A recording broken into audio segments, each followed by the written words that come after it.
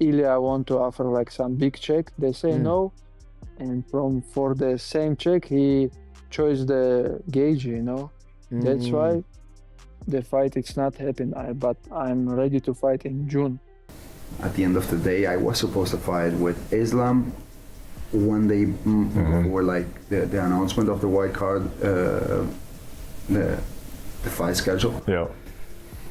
And like hours before, I get the call and they told me that Islam was injured and I was going to fight Justin. Yeah. Has that ever happened? Have we ever seen two weight division champions going up against one another in their absolute primes?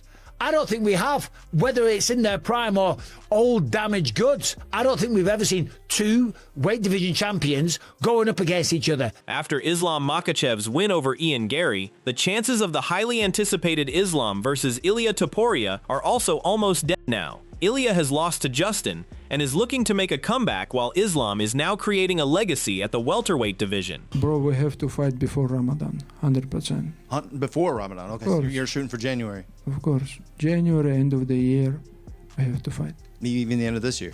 Yeah, because I'm not like 20-somethings. I'm 34 years old and I have to fight soon as possible because I'm not cut much weight. I don't have like any big injuries, just have to maybe double check my nose. That's it. Thank you. Thank you. However, Islam also reveals that a fight with Ilia was very close to happening, but due to some issues, the fight was never made possible. Everybody, when Ali called me and say, hey, you're gonna fight in White House, they offer me good check, I say, of course, I will fight. Next day, they call me and say, Ilia want to offer like some big check. They say no, and for the same check he chose the gauge. That's why. At the time, Ilia Topuria revealed plans to move up to welterweight to face Islam Makhachev. However, the scheduled matchup was called off shortly before its announcement due to an injury to the champion. What they told me if Justin wins, probably we are gonna let you move up to the welterweight division and fight for the title with Islam. And this is what I thought. I was like, if Paddy's winning, I'm fighting Paddy next. If not, I'm moving up and I'm fighting for a third belt. But you never know.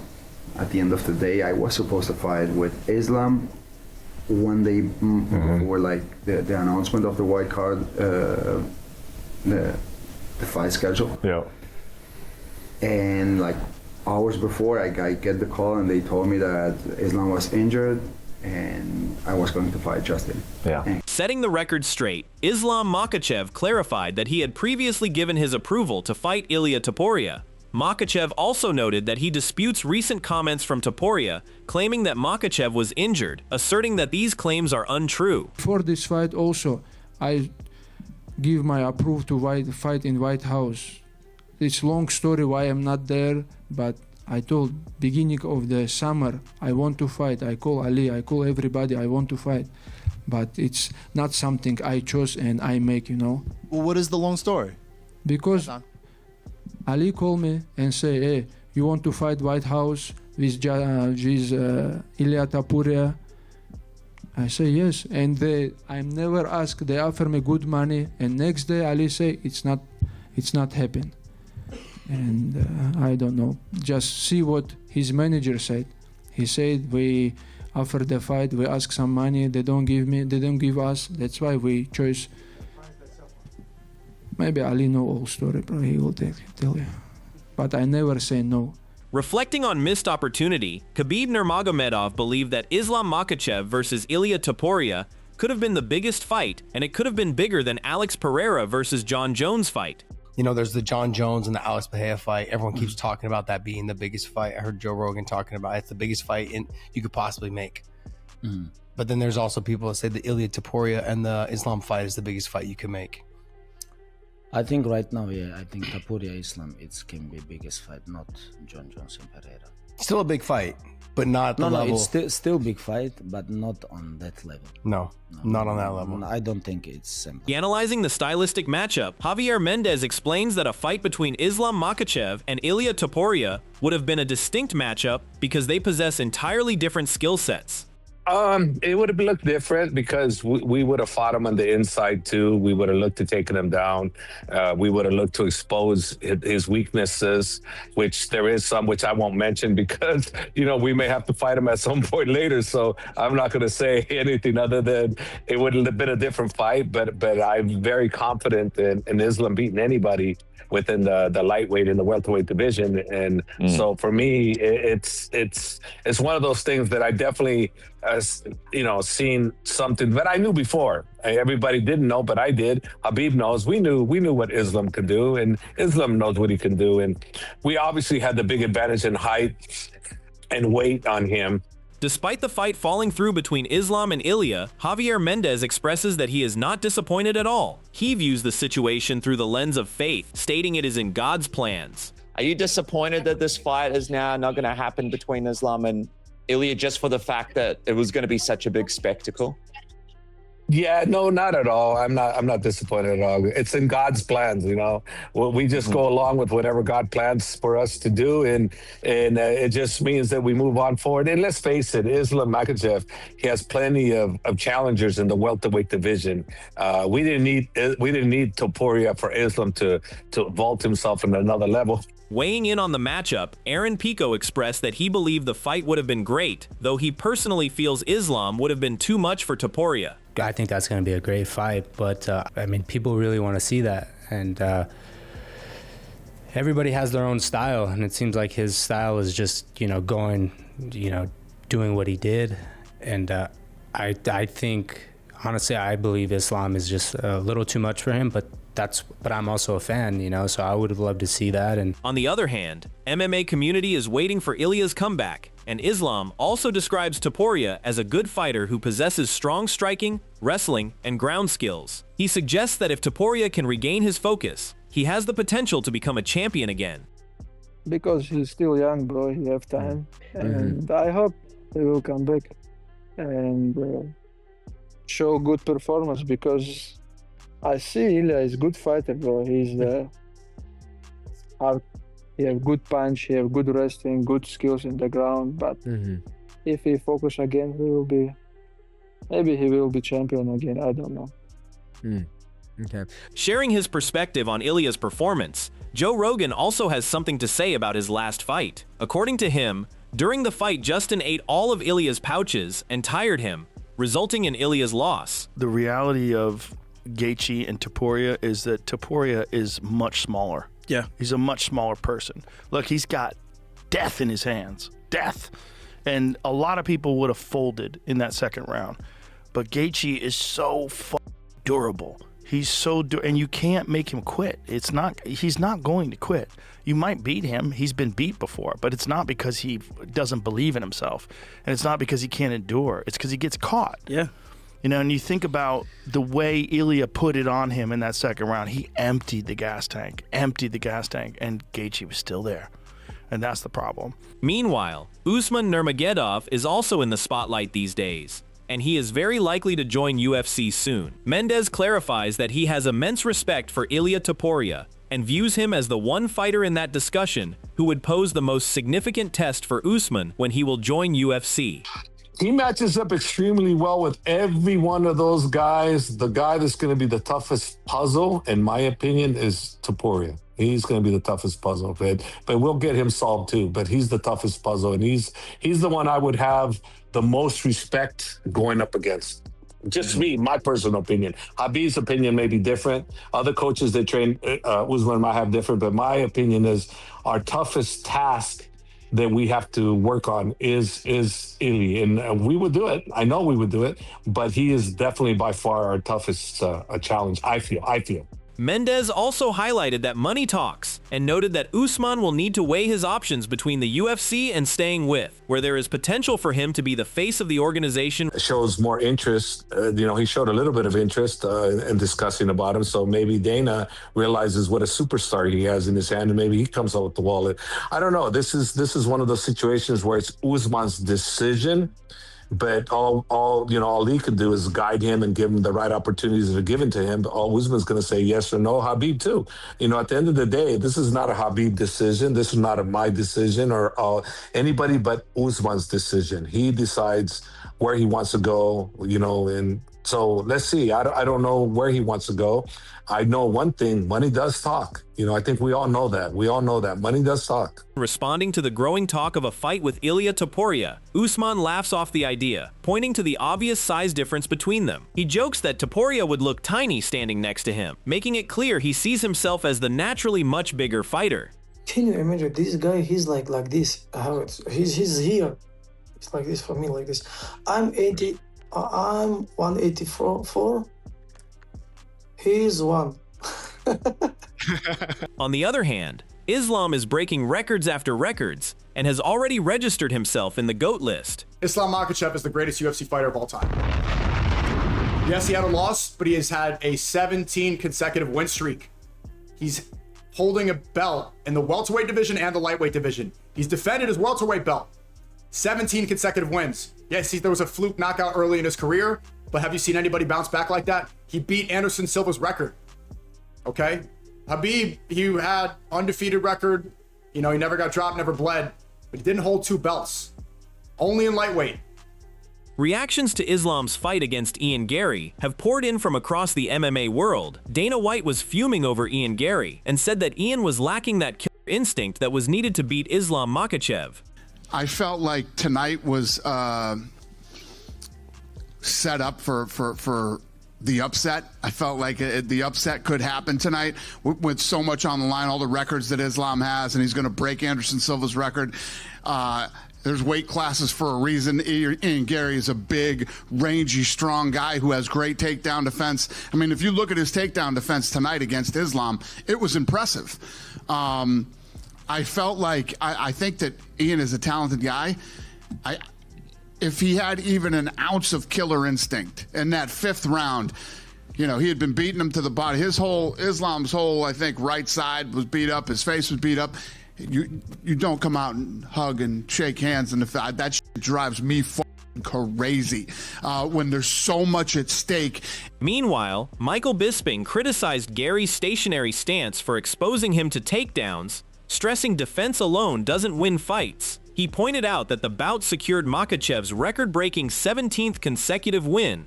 But Ian Gary typically moves around a lot. This time he was rather stationary, standing right in front of him with his lead arm outstretched, which was a very curious strategy because the lead leg is there to be taken down from Islam Makhachev, and that's what we saw happen. Nice technical work by Ian Gary, but you don't win fights by just being defensive. You've got to be offensive, and there was some offense. There was some head kicks and stuff like that. There was kicks to the body. There was those really good stomping kicks that he does to the lead knee, but it was too little. You don't win fights by being defensively good. And he was also high-fiving Islam every 5 seconds, the most dominant or entertaining win. But he has won 17 in a row, which is a new record, right?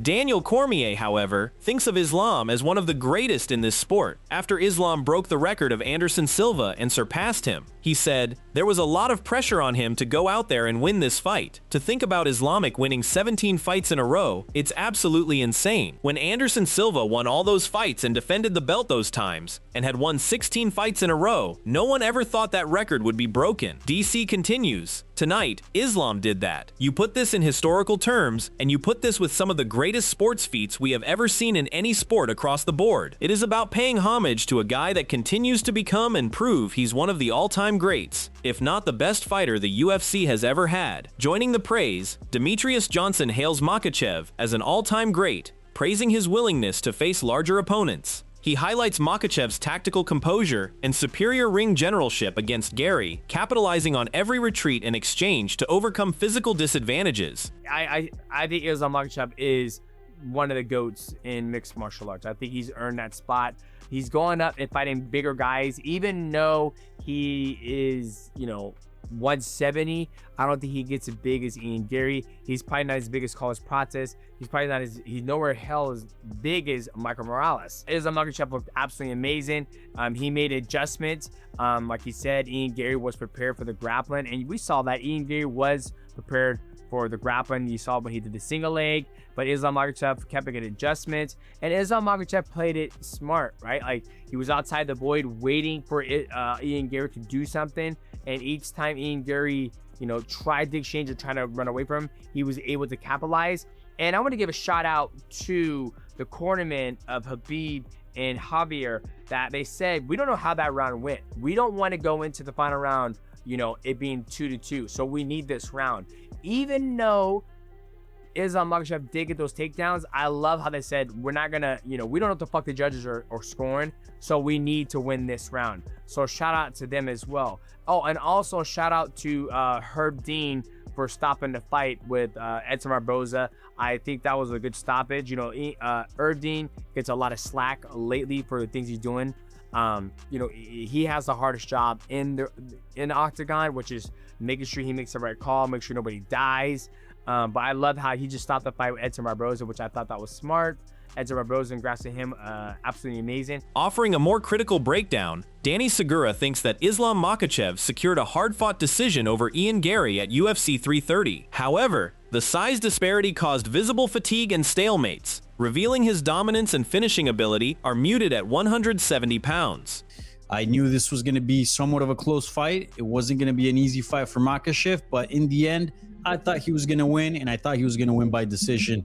I didn't think he was going to be able to submit Ian Machado Gary or finish him with strikes. So more or less what I expected, and yeah, not surprised in either direction, really. I would say that that's one thing that kind of surprised me a bit. Obviously, we knew that size was going to be a thing, but to the degree that we saw, I expected this fight to have more action. There were a lot of stalemates, both in the striking. They would just stand each other and stare at each other, and against the fence as well. So I would say that part a bit surprised me. In contrast, Luke Thomas calls it a very good win for Makhachev, praising the high level of skill displayed against a larger, skilled competitor. While he acknowledges it wasn't the most entertaining bout, he frames it as a special defensive battle.